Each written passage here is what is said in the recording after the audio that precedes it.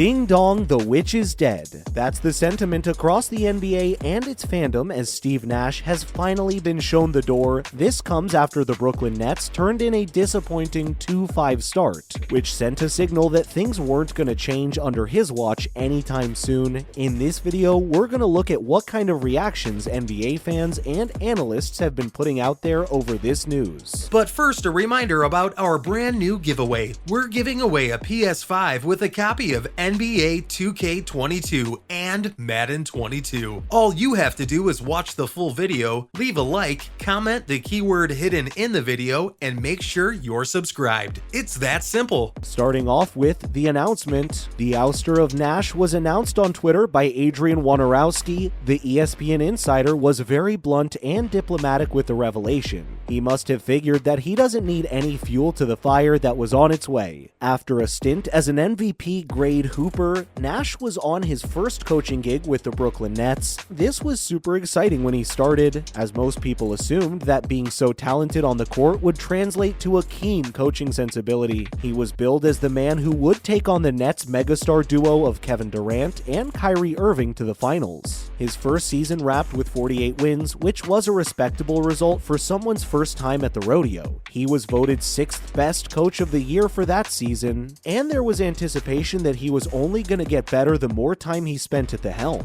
That's not how things played out though. While Durant had his back at first, he started getting frustrated with Nash and everything else at the Nets. By the end, KD was one of the loudest voices calling for a new coach. It looks like he and millions of Nets fans have gotten what they wanted. As Steve Nash hangs it up, for now, the team managed a 94-67 career record and a 7-9 postseason record. Jacque Vaughn will be filling in, but the Nets are courting a few potential long-term replacements. Now, here's what Nash himself had to say about his termination. His announcement, which was also posted on Twitter, was about as graceful and diplomatic as you could expect, given the circumstances. He gave thanks to Joe and Clara Tsai, owners of the Nets, as well as the team's general manager, Sean Marks, for giving him the opportunity to coach the team. His takeaway was that it was an experience filled with challenges and learning opportunities that he's super grateful for. In the statement, he devoted a paragraph to the players, performance team, and front office, as well as the coaching staff and video room. A coach needs all of these groups to work together and to work with him in order for him to do his job.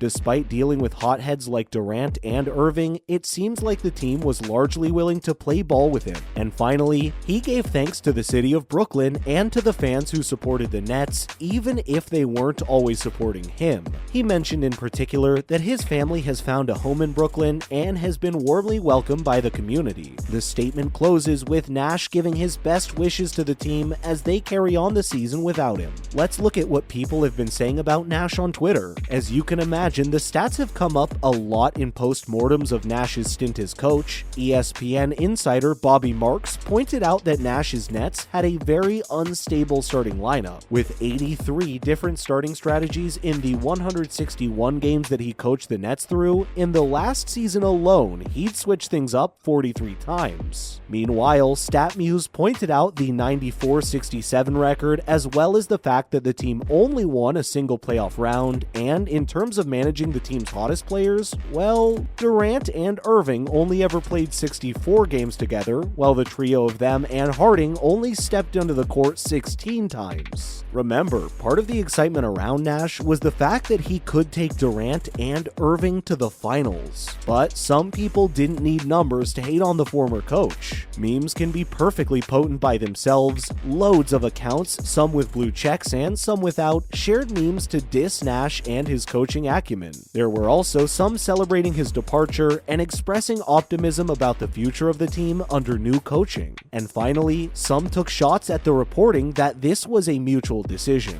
Of course, it's hard to imagine that anyone would agree with their own firing, so we can see why this would sound like PR speak to some people. All that being said, the reactions weren't all negative. Though the positivity around Nash's departure isn't maybe the sort of positivity that he really wants around his news, the ones who are not hating on him are mostly the folks thinking that Nash is just as happy to leave as the Nets are to see him go. Many Twitter users congratulated Nash for being let go from the Nets. People won't ask him questions about the team and their future anymore. He doesn't have to deal with the hard heads on the team. A whole load of stress has been lifted from his shoulders, and the guy can now chill at home with his family and watch TV with them. Maybe not basketball though. There are some who were sympathetic to Nash overall. Dealing with one of the most mercurial teams in the NBA was never going to be easy, and some online have turned on the Nets for having given him the boot. Not only does firing Nash do nothing to solve the team's problems, but it's also a really bad look for them. It's possible, according to many NBA analysts, that the problems in the Nets had nothing to do with Nash, and so a new coach won't bring them any closer to a solution. And speaking of things that might not solve the problem, Kyrie has said he wants to be the coach. According to Tommy Beer, host of the What's on Tap podcast and general basketball nerd, Kyrie Irving has his own ambitions about the coaching job. A month into Nash's reign on the team, he declared that the Nets don't need a head coach and that a player coach could be good enough for them. He suggested Durant for the job, but also humble bragged that maybe he could do it. Of course, we can imagine what Irving really wants. When people say online that they're happy about Nash's firing from the Nets, this is the kind of thing he won't be dealing with anymore. While we might be a little skeptical of the idea, lots of people aren't. Beer himself thinks that Durant and Irving should be given a shot at being player coaches. Many other blue checks on Twitter agree, including Jason Schreier and Ronan Farrow of the games industry. A lot of the Nets fan base is convinced that the Kyrie coaching era is a thing that could seriously happen, but considering how things have been going for the team, it wouldn't be the most surprising thing in the world. But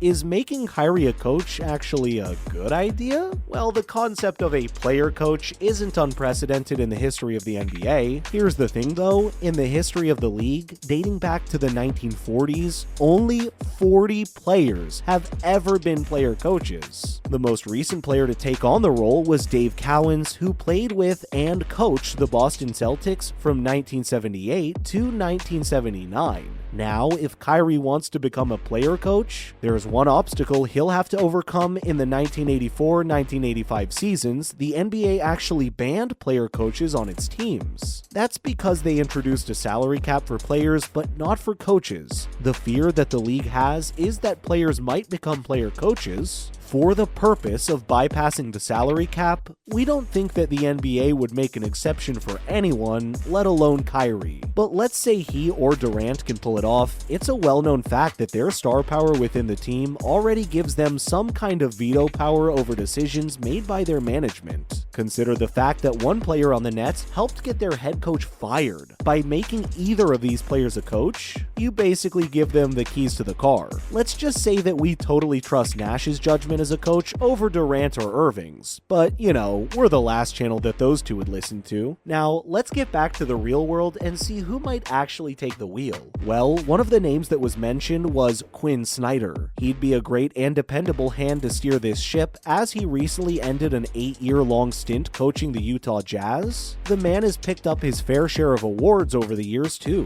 The other name that's being considered is Ime Udoka. Yep, that's Ime Udoka, the one who's currently on a 1-year suspension from the Celtics for having used crude language and maintaining an improper workplace relationship with a female subordinate. For their part, the Celtics have said that they're more than happy to let the Nets have him. Being a fan of this team must be so hard. And that's it for today's video, my friends. Let us know in the comments section below what you think of Nash's firing and the possibility of Kyrie or KD becoming player coaches. But whatever you do, please don't forget to like, share, and subscribe. Thank you for watching. We'll see you in the next one.